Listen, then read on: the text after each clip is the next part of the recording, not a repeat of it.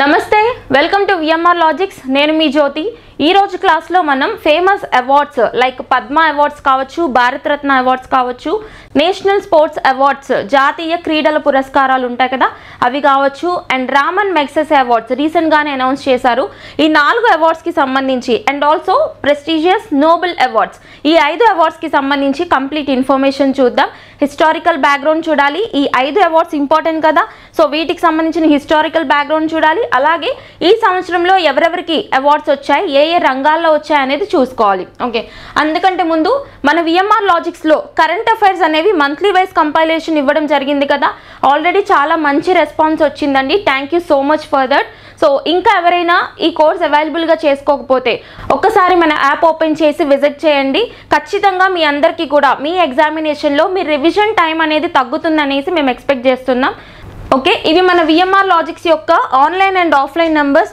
ఎవరికైనా ఎలాంటి డౌట్స్ ఉన్నా కోర్సెస్ రిలేటెడ్ ఇన్ఫర్మేషన్ ఎలాంటి ఇన్ఫర్మేషన్ కావాలనుకున్నా ఈ నంబర్స్కి కాల్ చేసి మీ డౌట్స్ని క్లారిఫై చేసుకోవచ్చు okay moving to today's concept అవార్డ్స్లో కూడా first most important award Padma awards Padma పురస్కారాలు ఓకే ప్రతి ఎగ్జామ్లోనూ ఖచ్చితంగా రిపీట్ అయ్యే అవార్డ్స్ ఈ 5 కేటగిరీస్ అవార్డ్స్ అనమాట ఒకసారి చూద్దాం పద్మ అవార్డ్స్ అనేవి అసలు ఫస్ట్ ఆఫ్ ఆల్ ఎప్పుడు స్టార్ట్ చేశారు 1954లో 1954వ సంవత్సరంలో పద్మ అవార్డ్స్ అనేది మినిస్ట్రీ ఆఫ్ హోమ్ అఫైర్స్ వాళ్ళు స్టార్ట్ చేశారు ఒక పాయింట్ గుర్తుపెట్టుకోండి ఒక పద్మ అవార్డ్స్ కావచ్చు భారతరత్న పురస్కారాలు కావచ్చు ఈ రెండు కూడా ఏ మినిస్ట్రీ వాళ్ళు ఇస్తారని అడుగుతారు కన్ఫ్యూజ్ అవ్వద్దు అవార్డ్స్ కాబట్టి మనం most of all culture related అనుకుంటాం కానీ గుర్తుపెట్టుకోండి పద్మ పురస్కారాలు భారతరత్న పురస్కారాలు రెండు కూడా మనకి మినిస్ట్రీ ఆఫ్ హోమ్ అఫైర్స్ అంటే హోం మంత్రిత్వ శాఖ చేత ఇవ్వడం జరుగుతుందన్నమాట ఈ పాయింట్ వెరీ వెరీ ఇంపార్టెంట్ ఇక్కడ పద్మ అవార్డ్స్కి వస్తే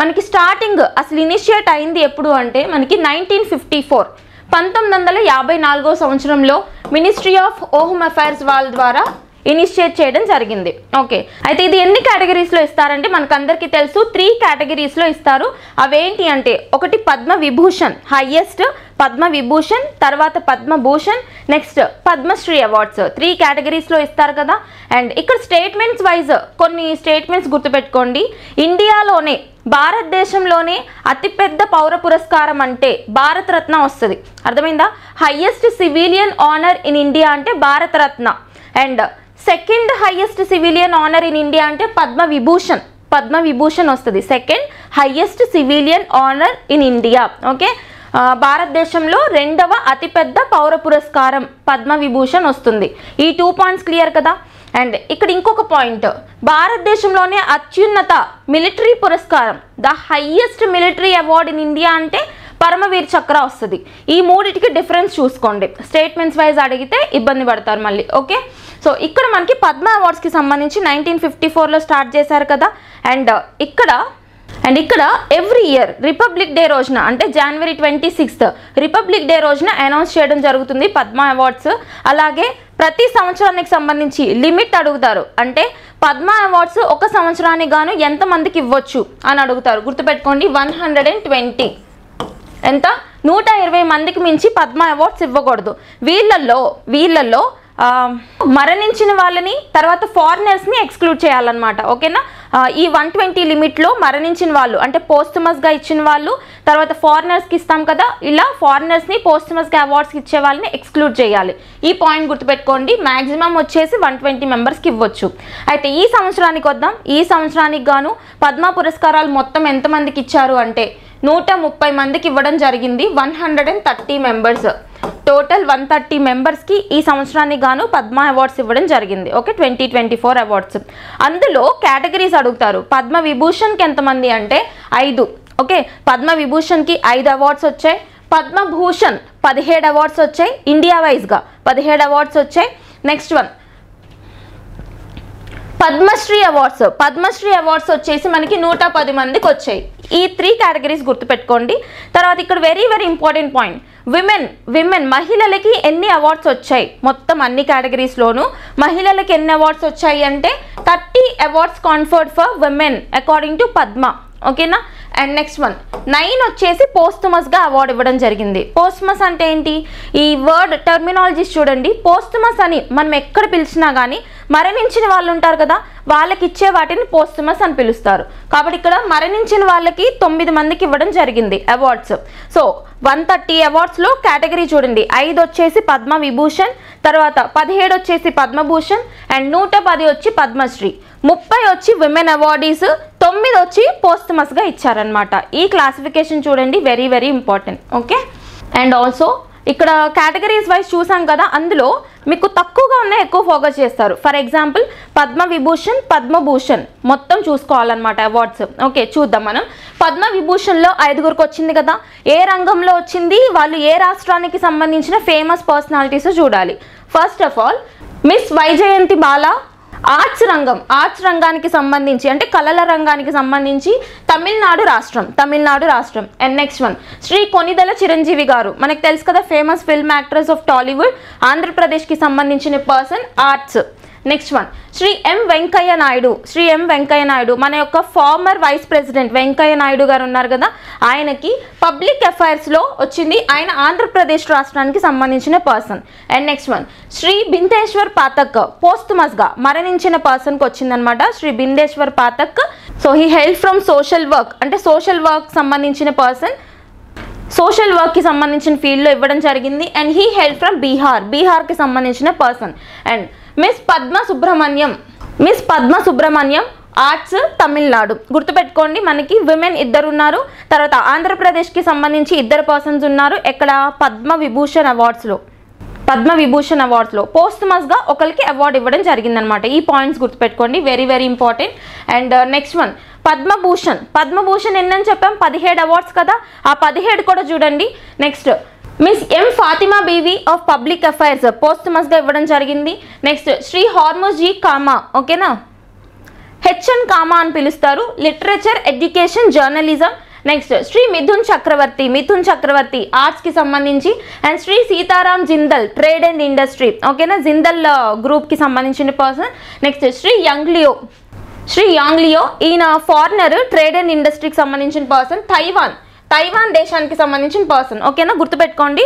పద్మభూషణ్లో మనకు ఒక ఫారినర్ ఉన్నారు, ఏ దేశానికి సంబంధించి, తైవాన్కి సంబంధించి. ఓకే, ట్రేడ్ అండ్ ఇండస్ట్రీ విభాగం నుంచి వచ్చారు, పెక్యూలియర్గా ఉన్నాయి, ఫోకస్ చేస్తారనమాట. నెక్స్ట్ శ్రీ అశ్విన్ బాలచంద్ర మెహతా, మెడిసిన్కి సంబంధించి. శ్రీ సత్యవ్రత ముఖర్జీ ఆఫ్ పోస్టమస్, ఈయన కూడా మరణించిన పర్సన్, పబ్లిక్ అఫైర్స్కి సంబంధించి ఇవ్వడం జరిగింది. Next Shri Ram Naik, public affairs. Shri Tejas Madhusudan Patel of medicine. Next Olanchery Rajagopal of public affairs. Dattatreya of art, అంటే కళల రంగానికి సంబంధించి. నెక్స్ట్ తోగ్దాన్ రింపోంజ్ స్పిరిచువలిజంలో ఇచ్చారు. ఓకే, గుర్తుపెట్టుకోండి, స్పిరిచువలిజంలో ఎవరికి ఇచ్చారు అంటే ఆధ్యాత్మికత ఉంటుంది కదా, సో ఆ ఫీల్డ్లో ఎవరికి వచ్చింది అంటే పోస్టమస్గా రావడం జరిగింది. దట్టు మనకి యూనియన్ టెరిటరీ లడాఖ్కి సంబంధించి వచ్చింది ఇక్కడ అవార్డు, కాబట్టి గుర్తుపెట్టుకోండి, very very important. Next Pyarelal Sharma of art, తర్వాత Chandreshwar Prasad Thakur, okay, medicines. And miss Usha Uthup కళల రంగానికి సంబంధించి. అండ్ శ్రీ విజయ్ కాంత్ పోస్టమస్గా ఇచ్చారు, ఆర్ట్కి సంబంధించి, తమిళనాడు. నెక్స్ట్ శ్రీ కుందన్ వ్యాస్ లిటరేచర్కి సంబంధించిన, లిటరేచర్, ఎడ్యుకేషన్ అండ్ జర్నలిజంకి సంబంధించి. ఓకేనా, ఇక్కడ వరకు గుర్తుపెట్టుకోండి. అంటే పద్మ విభూషణ్ మొత్తం చూసుకోవాలి, తర్వాత పద్మభూషణ్ కూడా మొత్తం చూడాలి.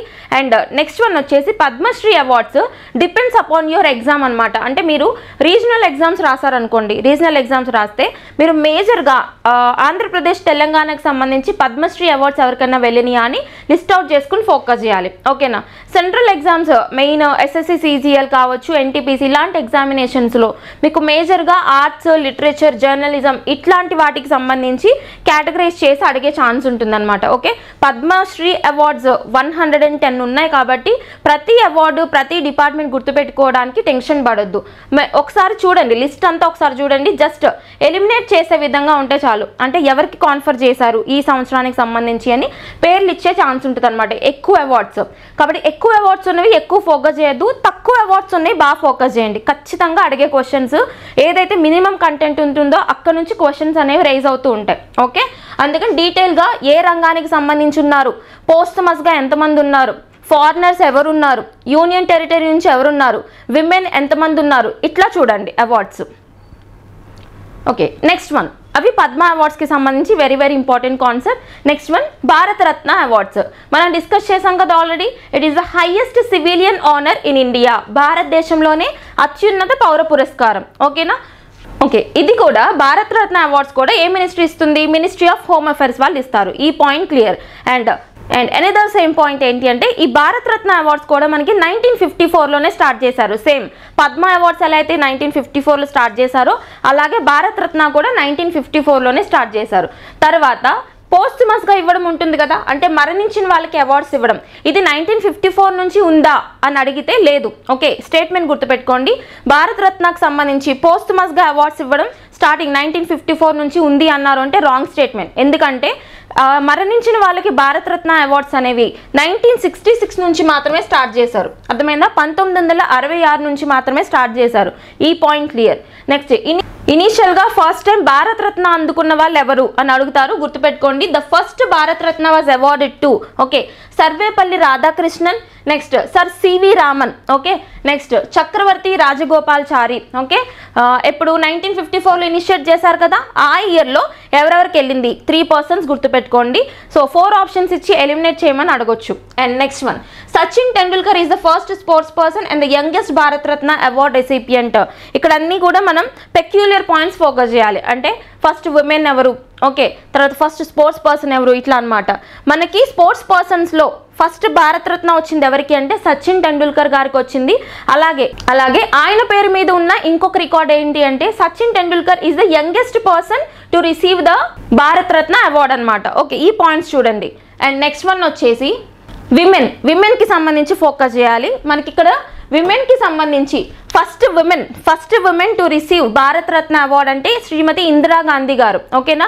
మనకి 2 సార్లు ప్రధానమంత్రిగా వర్క్ చేసిన ఇండియన్ నేషనల్ కాంగ్రెస్కి సంబంధించిన ఇందిరాగాంధీ గారు, Shrimati Indira Gandhi garu first women to receive the Bharat Ratna award. ఏ సంవత్సరంలో అంటే 1971. ఓకే, 1971లో ఆవిడకి భారతరత్న పురస్కారం రావడం జరిగింది. అయితే ఇంకొంచెం డీప్గా వెళ్తే మొత్తానికి ఓకే ఇప్పటి వరకు యాజ్ ఆఫ్ 2024 మనం డిస్కస్ చేస్తున్నాం కాబట్టి 2024 వరకు భారతరత్న అందుకున్న మహిళలు ఎంతమంది అంటే 5 మెంబర్స్కి ఇప్పటి వరకు భారతరత్న పురస్కారం వచ్చింది విమెన్కి. ఓకే, ఆ 5 మెంబర్స్ ఎవరు, 5 విమెన్ ఎవరు, తర్వాత ఏ సంవత్సరంలో వాళ్ళకి అవార్డు వచ్చిందో చూడండి. ఓకేనా? ఇందిరాగాంధీ ఫస్ట్ విమెన్ కదా, ఇందిరాగాంధీ 1971, మదర్ తెరిసా ఎప్పుడు 1980, అరుణా అసఫ్ అలీ 1997, ఎంఎస్ సుబ్బలక్ష్మి ఓకే ఆవిడకి 1998లో వచ్చింది, లతా మంగేష్కర్ 2001. ఇలా కూడా అడగొచ్చు. రీసెంట్గా భారతరత్న పురస్కారం అందుకున్న విమెన్ పర్సన్ ఎవరు అంటే లతా మంగేష్కర్ గారు రీసెంట్గా అందుకున్నారు.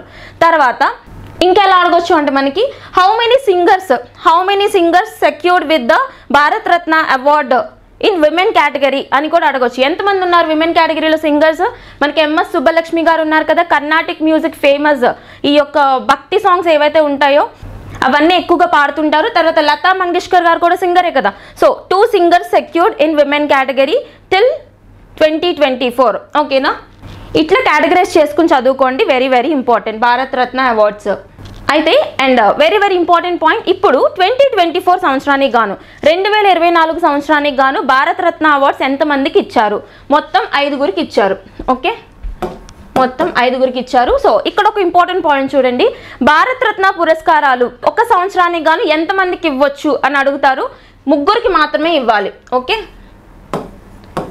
నాట్ మోర్ దాన్ 3 మెంబర్స్ కంటే ఎక్కువ ఇవ్వకూడదు. ఈ పాయింట్ గుర్తుపెట్టుకోండి. ఈ సంవత్సరం 5గురికి ఇచ్చారు కాబట్టి స్టేట్మెంట్స్లో 5, 6 అట్లా ఇస్తే తప్పు అవుతుంది. ఎంతమందికి ఇవ్వచ్చు? ఒక సంవత్సరానికి గాను 3గురికి మాత్రమే ఇవ్వాలి.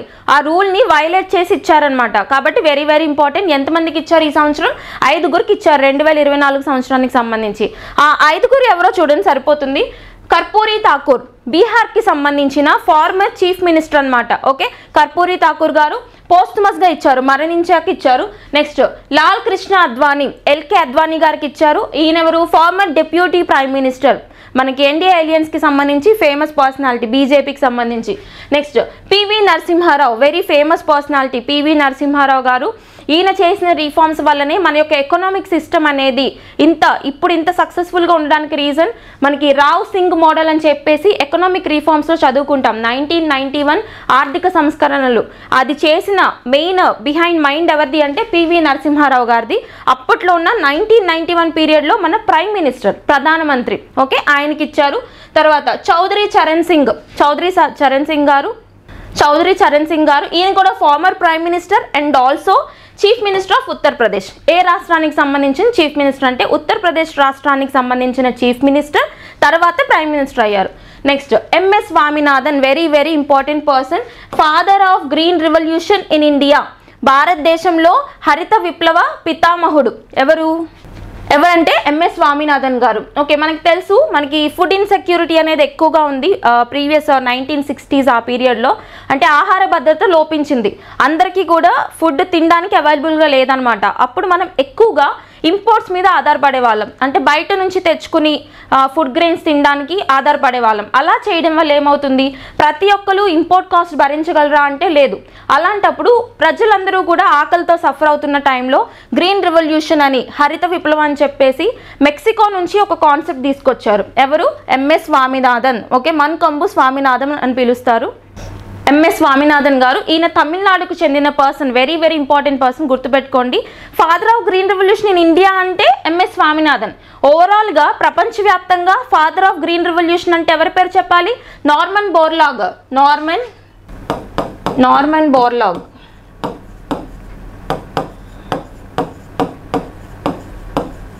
ఓకే ఓవరాల్గా father of green revolution among the world అంటే నార్మన్ బోర్లాగ్, మెక్సికోకి సంబంధించిన సైంటిస్ట్ అనమాట, అగ్రికల్చర్ సైంటిస్ట్. ఆయన దగ్గర నుంచి కాన్సెప్ట్ ఎంఎస్ స్వామినాథన్ గారు ఇండియాలో ఇంట్రడ్యూస్ చేశారు. అందుకే father of green revolution in India అని ఎంఎస్ స్వామినాథన్ గారిని పిలుస్తారు. Okay very very important awards, Bharat Ratna awards ఈ సంవత్సరానికి గాను వీళ్ళు 5 ఇచ్చారు. కాబట్టి ఫోకస్ చేయండి 5 persons మీద. Okay and next one, that's all about the Bharat Ratna awards. And next one, Nobel prizes 2023. 24 కి ఇంకా మనకి అనౌన్స్ కాలేదు, 2023 చూసుకోవాలి. ఇప్పుడు ప్రెసెంట్ అయితే ఇది అవైలబుల్గా ఉంది కాబట్టి ఇవి చూడండి. And okay very very important Nobel అవార్డ్స్కి సంబంధించి సమ్ ఆఫ్ ద హిస్టరీ చూద్దాం. Very important points. మనకు అసలు ఇనీషియల్గా 1895లో ఆల్ఫ్రెడ్ నోబెల్ ఎవరంటే స్వీడన్కి సంబంధించిన ఇంజనీర్, తర్వాత కెమిస్ట్, ఇండస్ట్రియలిస్ట్. ఓకే ఈయన 1895లో ఆయన పేరు మీద అవార్డ్స్ స్టార్ట్ చేశారు, నోబెల్ అవార్డ్స్ అని చెప్పేసి. ఈయన నోబెల్ ఫౌండేషన్ ఉంది ఈయనకి, ఈ ఫౌండేషన్ ద్వారా స్టార్ట్ చేశారు. తర్వాత ఈయన మరణించారు, 1895 తర్వాత మరణించారు. తర్వాత నోబెల్ ఫౌండేషన్ ఏదైతే ఉందో అది 1901వ సంవత్సరం నుంచి 1901 నుంచి ఫస్ట్ నోబెల్ పురస్కారాలని అనౌన్స్ చేయడం జరిగింది. ఓకే ఈ పాయింట్స్ గుర్తుపెట్టుకోండి. అండ్ ఇక్కడ మనం ఫోకస్ చేయాల్సిన పాయింట్ ఏంటి అంటే మొత్తం నోబెల్ అవార్డ్స్ ఎన్ని రంగాల్లో ఇస్తారు అంటే 6 ఫీల్డ్స్లో ఇస్తారు. ఆ 6 ఫీల్డ్స్ స్టార్టింగ్ నుంచి ఉన్నాయా అంటే 5 ఫీల్డ్స్ ఏవైతే ఉంటాయో అవి మనకి 1901 నుంచి 5 రంగాల్లో ఉన్నాయి. తర్వాత ఎకానమీ అనేది మనకి 1969లో రిక్స్ బ్యాంక్ అంటే ఏంటంటే స్వీడన్కి సంబంధించిన సెంట్రల్ బ్యాంక్ అనమాట. ఇప్పుడు ఇండియాకి సంబంధించి ఆర్బీఐ ఎలా ఉంటుంది, రిజర్వ్ బ్యాంక్ ఆఫ్ ఇండియా, అట్లానే స్వీడన్కి సంబంధించి సెంట్రల్ బ్యాంక్ రిక్స్ బ్యాంక్. వాళ్ళు 1969లో ఇనిషియేట్ చేశారు. ఎందులో? ఎకానమీ సెక్టర్లో నోబెల్ పురస్కారాలని ఇనిషియేట్ చేశారు. ఎవరు? స్వీడన్కి సంబంధించిన సెంట్రల్ బ్యాంక్, దాని పేరు ఏంటంటే రిక్స్ బ్యాంక్, స్వెరిగ్స్ రిక్స్ బ్యాంక్ అంటారు, గుర్తుపెట్టుకోండి. అయితే ఇనిషియల్ డేస్ నుంచి ఉన్న 5 రంగాలు కూడా చూడాలి కదా. 5 ఏంటి అంటే in the fields of physics, chemistry, physiology or medicine, literature, peace. Okay ఈ 5 రంగాలు ఇస్తూ ఉంటారు. ఇప్పుడు ప్రెసెంట్ అయితే మనకి 1969 తర్వాత నుంచి 6 రంగాలు, అది కూడా ఎకానమీ కూడా యాడ్ చేయడం జరిగింది. ఇది మనకి very very important points to be focused. తర్వాత ఈ అవార్డ్స్ని ఇక్కడ డిఫరెంట్ ఫీల్డ్స్లో అవార్డ్స్ ఇస్తున్నారు కదా, ఆ ఫీల్డ్స్కి సంబంధించిన అవార్డీస్ని సెలెక్ట్ చేసేది ఎవరు అని అడుగుతారు. చూద్దాం మనం. First of all royal Swedish academy of sciences for Nobel prize in physics and chemistry. అర్థమైందా? ఫిజిక్స్కి కెమిస్ట్రీకి సంబంధించి అండ్ ఆల్సో ఎకానమీ. ఓకే 3 రంగాలు, ఫిజిక్స్, కెమిస్ట్రీ, ఎకానమీకి సంబంధించి అవార్డీస్ని ఎవరు సెలెక్ట్ చేస్తారంటే royal Swedish academy of sciences వాళ్ళు సెలెక్ట్ చేస్తారు. ఓకే స్వీడన్కి సంబంధించిన academy. Next one Carolina institute of Nobel prize. Carolina institute వాళ్ళు యాక్చువల్లీ ఇదేంటంటే మెడిసిన్కి సంబంధించిన ఇన్స్టిట్యూట్, కెరోలినా ఇన్స్టిట్యూట్ వాళ్ళు ఫిజియాలజీ ఆర్ మెడిసిన్ రంగానికి సంబంధించిన నోబెల్ అవార్డుని సెలెక్ట్ చేస్తారు. ఓకే, అండ్ నెక్స్ట్ వన్ వచ్చి Swedish academy for Nobel prize. అయితే ఇక్కడ ఈ అవార్డ్స్ని ఎవరెవరు కాన్ఫర్ చేస్తారు, ఈ అవార్డ్స్ని ఎవరు సెలెక్ట్ చేస్తారో చూద్దాం. ఫస్ట్ ఆఫ్ ఆల్ 4 రంగాలు గుర్తుపెట్టుకోండి. ఒకటి కెమిస్ట్రీ, ఫిజిక్స్, ఎకానమీ, తర్వాత లిటరేచర్. ఈ 4 రంగాలకి సంబంధించి నోబెల్ ప్రైజ్ అవార్డీస్ని అంటే పురస్కారాలు అందుకునే వాళ్ళని ఎవరు సెలెక్ట్ చేస్తారు అంటే Swedish academy of sciences, royal Swedish academy of sciences వాళ్ళు సెలెక్ట్ చేస్తారు. ఓకే, స్వీడన్కి సంబంధించిన అకాడమీ. అండ్ నెక్స్ట్ పాయింట్ వచ్చి Karolinska institute of medicine and physiology. అర్థమైందా? ఇది ఒక మెడిసిన్ సంబంధించిన యూనివర్సిటీ, కెరోలినా ఇన్స్టిట్యూట్. వీళ్ళు ఫిజియాలజీ ఆర్ మెడిసిన్ రంగం ఉంది కదా, దీనికి సంబంధించిన అవార్డుని సెలెక్ట్ చేస్తారు. And finally peace very very important.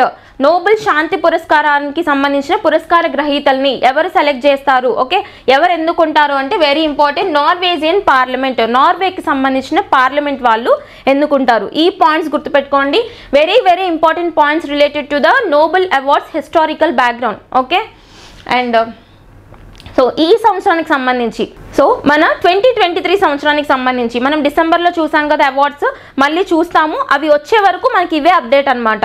So 2023 అవార్డ్స్కి సంబంధించి ఎవరెవరు ఉన్నారు, ఏ రంగానికి సంబంధించి ఉన్నారో చూడండి. ఇంకొంచెం ఇన్ డీటెయిల్గా కొంచెం గ్రూప్ 1 లెవెల్ ఎగ్జామినేషన్స్లో సైన్స్ అండ్ టెక్నాలజీ పరంగా అడిగితే అక్కడ ఇన్నోవేషన్స్ గురించి అడిగే ఛాన్స్ ఉంటుంది. ఓకేనా, ప్రస్తుతానికైతే ఫీల్డ్స్ తర్వాత పర్సన్స్ ఎవరు ఇంతవరకు చూస్తే సరిపోతుంది. ఇక్కడ మనకి కేటగిరీలో ఫిజియాలజీ ఆర్ మెడిసిన్ రంగానికి సంబంధించి నోబెల్ పురస్కారాలు ఎవరెవరికి వచ్చాయంటే క్యాటలిన్ క్యారికో, డ్రూ వీస్మన్. ఓకే, పేర్లన్నీ కన్ఫ్యూజ్డ్గా ఉంటాయి. మీరు చూసే ప్రతి అవార్డ్స్ కూడా నంబర్ ఆఫ్ టైమ్స్ రిపీట్ చేస్తే మీకు ఎగ్జామినేషన్లో గుర్తుపట్టే విధంగా ఉంటే సరిపోతుంది. మిమ్మల్ని ఎవరు కూడా అక్కడ ఆన్సర్స్ రాయమని అడగరు కదా. ఓకే, గుర్తుపట్టే విధంగా మెమరైజ్ చేయండి. First of all physiology or medicine రంగంలో చూసుకుంటే Katalin Kariko and Drew Weissman. And next physics భౌతిక శాస్త్రానికి సంబంధించి Pierre Agostini, Ferenc Krausz and Anne. Okay, వీళ్ళు ముగ్గురిని గుర్తుపెట్టుకోండి. తర్వాత కెమిస్ట్రీలో Moungi G Bawendi and Louis Brus and Alexei Ekimov ఇందులో కెమిస్ట్రీ రంగంలో ముగ్గురు.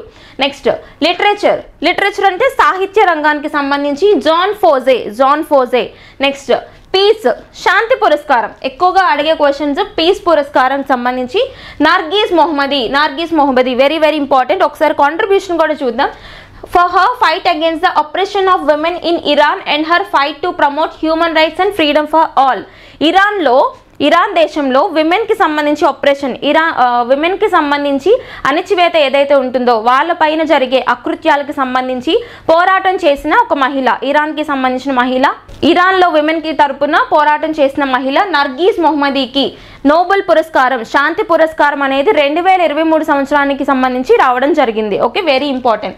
Next Sveriges Riksbank prize in economic sciences, అంటే ఎకనామిక్ సైన్సెస్లో రిక్స్ బ్యాంక్ వాళ్ళు ఇస్తారని చెప్పాం కదా.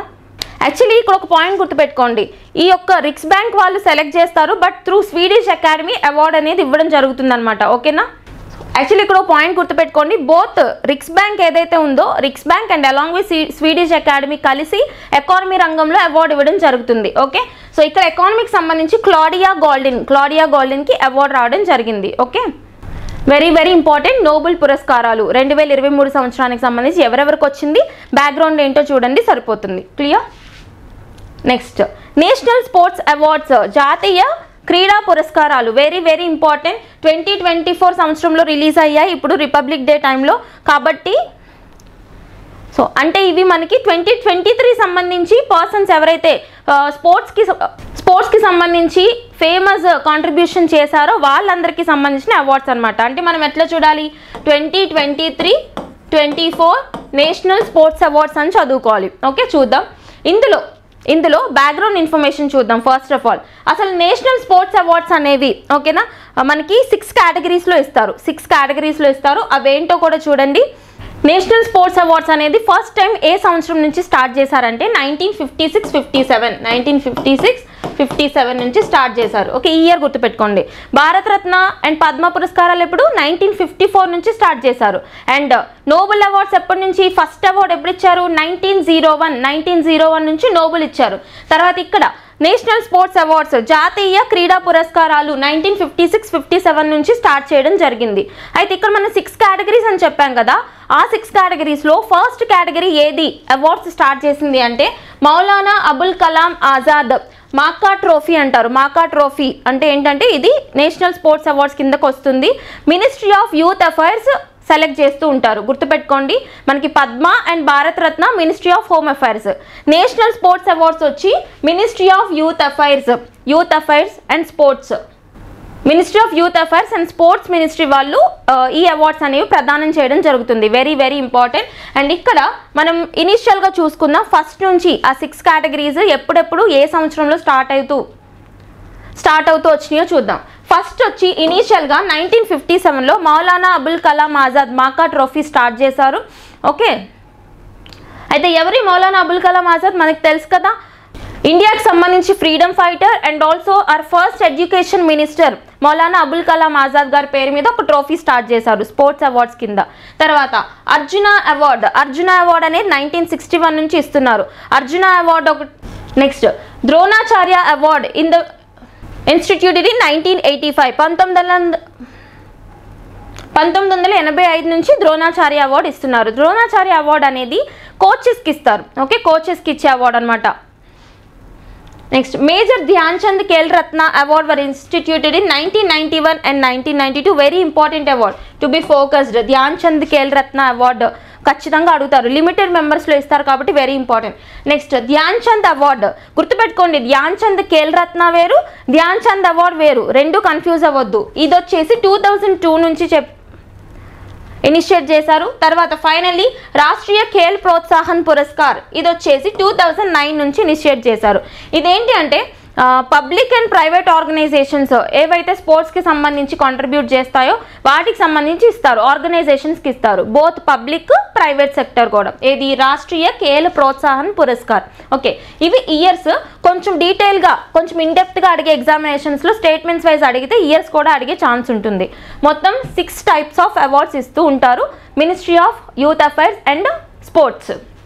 అండ్ ఇక్కడ మనకి ఇంకొక పాయింట్, 2004 నుంచి సిన్స్ 2004 నుంచి టెన్జింగ్ నార్వే అడ్వెంచరస్ అవార్డ్స్ అని చెప్పేసి ఈ స్పోర్ట్స్ అవార్డ్స్ కిందనే కాన్ఫర్ చేస్తూ వస్తున్నారు. కాబట్టి ఈ సంవత్సరానికి గాను టెన్జింగ్ నార్వే పురస్కారం ఎవరికి వెళ్ళిందో కూడా మనం చూద్దాం. ఓకే, ఈ 7 కేటగిరీస్ సంబంధించి అవార్డ్స్ చూద్దాం ఇప్పుడు.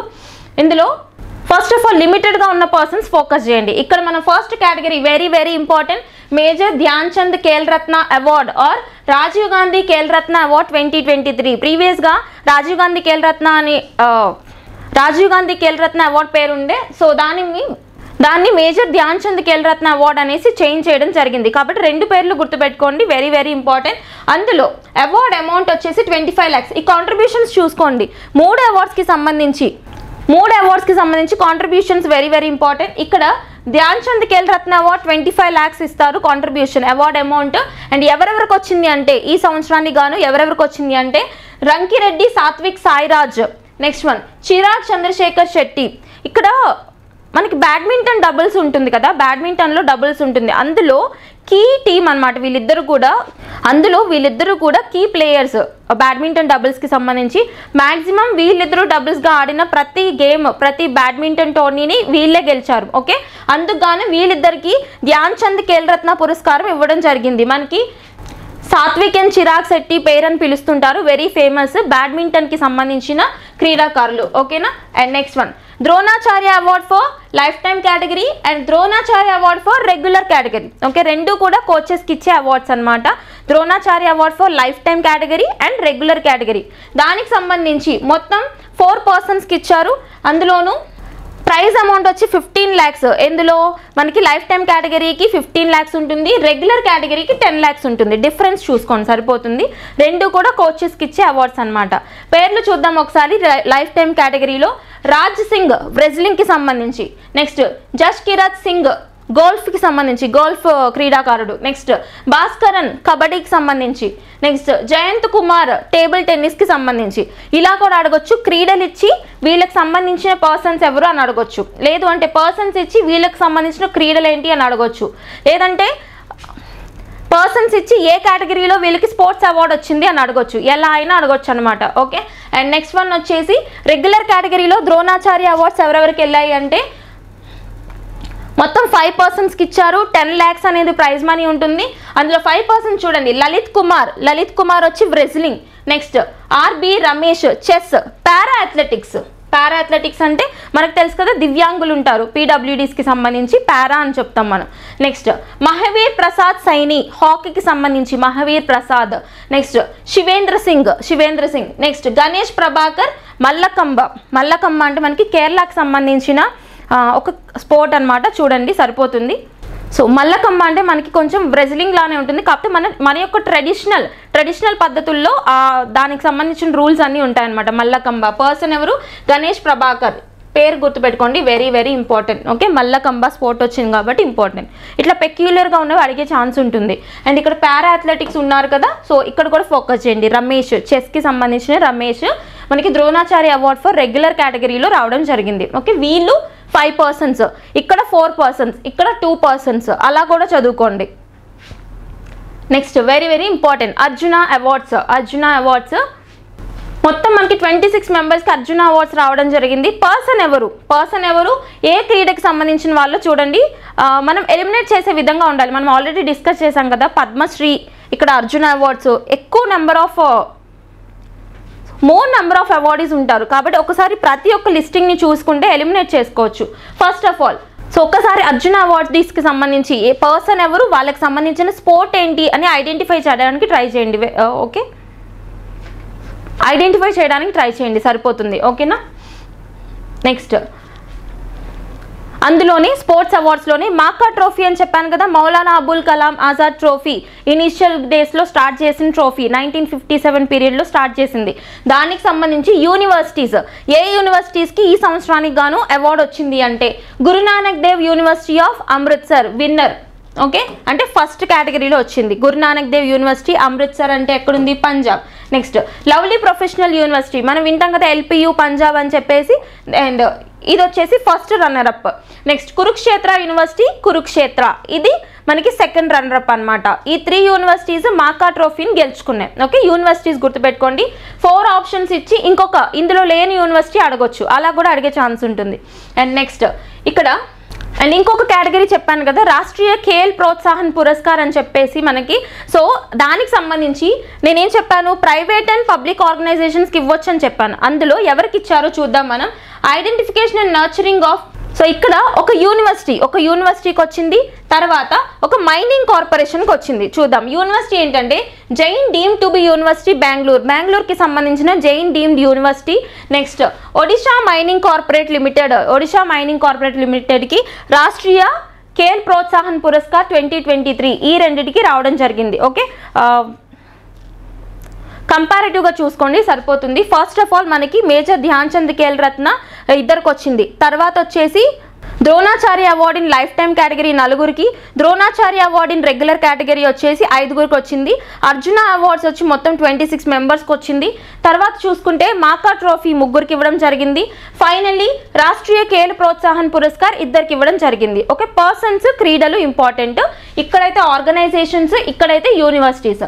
అండ్ ఫైనలీ 2004 నుంచి టెన్జింగ్ నార్వే పురస్కారం ఇస్తున్నారని చెప్పాను కదా, దానికి సంబంధించి ఈ సంవత్సరానికి గాను మనకి టెన్జింగ్ నార్వే పురస్కారం ఎవరికి వెళ్ళిందని అడుగుతారు. ఇక్కడ పోస్టమస్గా ఇచ్చారు, మరణించిన పర్సన్కి ఇచ్చారు. ఆవిడ ఎవరంటే ఒక మౌంటైనీర్ అనమాట, మౌంటైన్ క్లైంబర్. పేరేంటి అంటే మనకి సవితా కాన్స్వాల్కి టెన్జింగ్ నార్వే అవార్డ్ అనేది ministry of youth affairs and sports వాళ్ళు ఇవ్వడం జరిగింది. Very very important person. ఈవిడ తరపున వాళ్ళ ఫాదర్ అవార్డ్ని తీసుకోవడం జరిగింది ప్రెసిడెంట్ చేతుల మీదుగా. ఓకే, అండ్ ఈవిడ చేసిన కాంట్రిబ్యూషన్ ఏంటి అంటే Savita Kanswal made history by becoming the first Indian women mountaineer to conquer both mount Everest and mount Makalu within and span of 16 days. అర్థమైందా? అంటే రెండు పర్వతాలు, అవి కూడా ఎత్తైన పర్వతాలు, మౌంట్ ఎవరెస్ట్ తర్వాత మౌంట్ మకాలు, ఈ రెండింటిని కేవలం 16 రోజుల్లోనే క్లైమ్ చేసిన ఫస్ట్ ఇండియన్ ఉమెన్గా చరిత్రకెక్కారు. పోస్టుమస్గా ఈ అవార్డుని అందుకోవడం జరిగింది. ఓకే, గుర్తుపెట్టుకోండి. ఆవిడ తరపున వాళ్ళ ఫాదర్ వచ్చి ఈ అవార్డుని అందుకున్నారనమాట. Tenzing Norgay award to Savita Kanswal. And finally Ramon Magsaysay పురస్కారాలు వెరీ వెరీ ఇంపార్టెంట్. రీసెంట్గానే వచ్చాయి, 2-3 డేస్ బ్యాకే వచ్చాయి కాబట్టి ఫోకస్ చేయండి. ఇక్కడ ఈ సంవత్సరానికి సంబంధించిన ఎడిషన్ ఎన్నోది అంటే 66, 66th రామన్ మెగ్సెసే అవార్డ్స్ అనేవి మనం చూస్తున్నాం ఇప్పుడు. ఓకే, అయితే ఇక్కడ రామన్ మెగ్సెసే అసలు ఈ పర్సన్ ఎవరు అంటే ఫిలిప్పీన్స్కి సంబంధించిన ఫార్మర్ దేశాధ్యక్షుడు. అర్థమైందా? అంటే ఫిలిప్పీన్స్కి సంబంధించిన ఫార్మర్ ప్రెసిడెంట్. ఈయన చేసిన గవర్నెన్స్లో అంటే పరిపాలనలో ఈయన తీసుకొచ్చిన విధానాలు బట్టి, ఈయన చేసిన అవుట్ స్టాండింగ్ కాంట్రిబ్యూషన్స్ బట్టి మనకి రామన్ మెగ్సెసే అవార్డ్స్ని 1957 నుంచి ఇనిషియేట్ చేశారు. ఫస్ట్ టైం 1957 నుంచి ఇనిషియేట్ చేశారు. సేమ్ గుర్తుపెట్టుకోండి, మనకి ఎట్లయితే మనకి నేషనల్ స్పోర్ట్స్ అవార్డ్స్ కూడా 1957 కదా, గుర్తుందా? సో ఇవన్నీ కంపారేటివ్గా చూడండి. అయితే ఫస్ట్ అవార్డు ఎప్పుడు ఇచ్చారు అంటే 1958. ఫస్ట్ రామన్ మెగ్సెసే అవార్డ్ 1958లో ఇచ్చారు. అది కూడా ఎవరికి ఇచ్చారు అంటే 1958లో మన Indian person Acharya Vinoba Bhave. Okay, Vinoba Bhave ఉన్నారు కదా, మన భూదాన్ ల్యాండ్ మూవ్మెంట్ అని చెప్పేసి హిస్టరీలో వెరీ ఇంపార్టెంట్. దానికి సంబంధించిన పర్సన్ ఆచార్య వినోబా భావే. ఆచార్య వినోబా భావే గారు ఫస్ట్ ఇండియన్ పర్సన్, అలాగే ఫస్ట్ పర్సన్. ఓకే, అర్థమైందా? First Indian person and first person to take Raman Magsaysay award. Acharya Vinoba Bhave, very very important. Okay, ఎవరు ఇస్తారు ఈ అవార్డ్స్ అంటే ఫిలిప్పైన్స్ దేశాధ్యక్షుడు కాబట్టి ఫిలిప్పైన్స్ గవర్నమెంట్ ఈ అవార్డ్స్ని ఇస్తూ ఉంటుంది. Philippines government along with Rockefeller ఫౌండేషన్తో కలిసి ఫిలిప్పైన్స్ గవర్నమెంట్ ఈ అవార్డుని ఇస్తూ ఉంటుంది అనమాట. ఇది మనకి బేసిక్ బ్యాక్గ్రౌండ్. అలాగే ఇక్కడ మనకి ఒక ఇంపార్టెంట్ పాయింట్ ఉంది. అదేంటి అంటే ఈ అవార్డ్స్ని యాక్చువల్గా ఇనిషియల్ డేస్ నుంచి కూడా 6 కేటగిరీస్లో ఇచ్చేవాళ్ళు. అయితే ఇందులో 5 కేటగిరీస్ని మనకి 2009 నుంచి తీసేశారు. అర్థమైందా? 5 కేటగిరీస్ని డిస్కంటిన్యూ చేశారు. అయితే ఇప్పుడు రామన్ మెగ్సెసే అవార్డ్స్ అనేవి ఓన్లీ ఒక కేటగిరీలోనే ఇస్తున్నారు, అది కూడా ఎమర్జెంట్ లీడర్షిప్. అర్థమైందా? ఎమర్జెంట్ లీడర్షిప్ కేటగిరీలోనే ఇప్పుడు ఇస్తూ ఉన్నారనమాట. ఆ 6 కేటగిరీస్ అసలు ఫస్ట్ నుంచి ఉన్న కేటగిరీస్ ఏంటో ఒకసారి చూద్దాం. Government service, public service, community leadership, journalism, literature and communication, arts and peace and international understanding. Next వచ్చి ఎమర్జెంట్ లీడర్షిప్. ప్రెసెంట్ ఉన్నదేంటి? ఎమర్జెంట్ లీడర్షిప్ కాబట్టి గుర్తుపెట్టుకోండి, very very important. And very important point is it is called Nobel prize of Asia. Asia ఖండానికి సంబంధించిన Nobel ప్రైజ్గా Ramon Magsaysay అవార్డ్స్ని పిలుస్తారనమాట. అట్లయితే గుర్తుపెట్టుకోండి, ఏషియన్ నోబెల్ ప్రైజ్ అన్నారంటే ఏషియా ఖండానికి సంబంధించిన పర్సన్స్కే ఇస్తారని కాదు. ప్రపంచవ్యాప్తంగా ఎవరైనా కానీ ఎమర్జెంట్ లీడర్షిప్ చూపించిన ఎమినెంట్ పర్సనాలిటీస్ ఎవరైతే ఉంటారో ప్రపంచవ్యాప్తంగా ఉన్న అన్ని పర్సన్స్కి ఇస్తారు, అందరు పర్సన్స్కి ఇస్తారు. కాకపోతే దీన్ని ఏషియన్ నోబెల్ అని పిలుస్తారనమాట. ఓకేనా?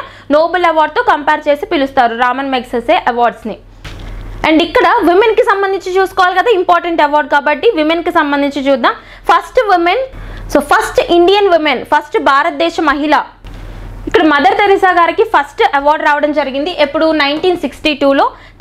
ఈవిడ తర్వాత ఎంఎస్ సుబ్బలక్ష్మి గారికి కూడా రామన్ మెగ్సెసే పురస్కారం అనేది ఇవ్వడం జరిగింది. ఎప్పుడంటే 1974. ఓకేనా?